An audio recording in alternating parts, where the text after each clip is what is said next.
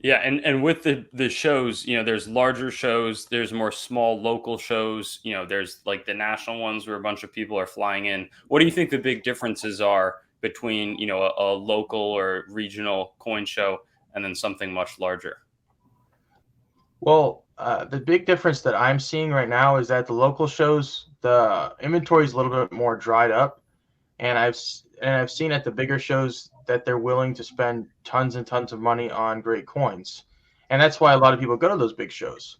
But when you go to a booth at a big show and they bought half their coins from Heritage, and they paid the top of the roof in terms of premium, that's a little bit challenging for a bigger show perspective. But for a smaller show, if you go there, you drive 3 hours, and then you get there and there's not much. They're selling Morgan dollars that are mint state 62. It basically is, you have to be very selective on where you want to go and how you want to spend your time. And they both have their pros and cons for sure. And do you think that a lot of your big wins come from the smaller shows, after having developed a better eye where you can do something like that, 1350 to 1900 flip on the 3 cent silver? Or are they when you're really sourcing premium material from some of the larger shows, even if you pay up for it? Well, I've realized that a lot of the smaller shows is a for us is a better thing, because say that the dealers that you really like are halfway across the country, and the only time you see them is when you spend $2,000 to get there, right? And what we've been trying to focus on locally is that, do you know the dealer? Do you talk to the dealer? Do you have their phone number?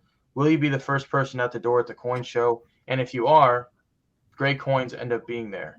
But it ends up being just for the select few, right? So say that we actually went to a coin show recently that was 3 hours away. It was the Collin County Coin Show. We got there the night before and we sat out in the lobby for an hour and a half before the show opened. And that's just so we can make sure we get the coins that everybody else wanted. So what I would say is just focus on the local connections that you have first, because at the end of the day, if you grow those connections and you create relationships, those will end up making you the most money, as opposed to flying out to all these bigger shows. It's just for starting out, though. I know there's some big wigs that know what they're doing and they have a lot of great people they talk to. But just from the fundamental perspective, starting out small, going to small shows, really will help you in the long run. Thanks for watching this episode of Treasure Town Clips hosted by the Coin Dictionary.